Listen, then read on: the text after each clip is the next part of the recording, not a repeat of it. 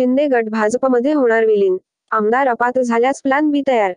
मला डिस्क्वालिफिकेशन केस. राज्याच्या राजकारणात अनेक घडामोडी घडत असतानाच दुसरीकडे शिंदे गटाच्या विलिनीकरणाची भाजपकडून रणनीती आखली जात असल्याची माहिती समोर आली आहे.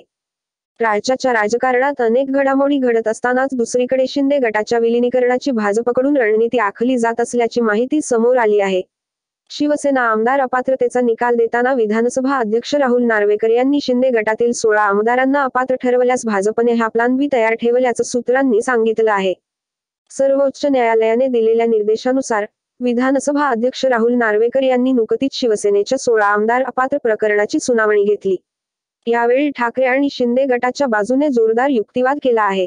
लवकरच या प्रकरणाचा निकाल लवकरच समोर येईल. शरद पवार. गौतम अदाणी शरद पवारांच्या भेटीला, सुप्रिया सुळेंच्या उपस्थितीत बंद दाराआड चर्चा, राजकीय चर्चेला उधाण. दरम्यान शिवसेनेच्या दोन्ही गटाची आपली बाजू सविस्तरपणे मांडली. संपूर्ण कागदपत्र, युक्तिवाद ऐकून घेतल्यानंतर येत्या 10 जानेवारीला यासंदर्भातील राहुल नार्वेकर निकाल देणार आहेत. मात्र या निकालाआधीच भाजपने मोठी रणनीती आखल्याची माहिती साम टीव्हीने सूत्रांच्या हवाल्याने दिली आहे. अजित पवार.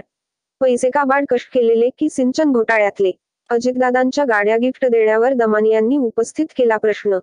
शिंदे गटाच्या 16 आमदारांना अपात्र ठरवण्यात आलं, किंवा शिंदे गटाकडे असलेले धनुष्यबाण चिन्ह गोठवलं गेलं, तर एकनाथ शिंदे यांच्यासह त्यांच्या गटाचे आमदार हे भाजपमध्ये विलीन होतील, अशी माहिती आहे. दुसरीकडे विधानसभा अध्यक्ष राहुल नार्वेकर यांनी शिंदे गटाच्या बाजूने निकाल देऊन ठाकरे गटाचे आमदार अपात्र ठरवल्यास उद्धव ठाकरे गट सुप्रीम कोर्टात दाद मागू शकतात.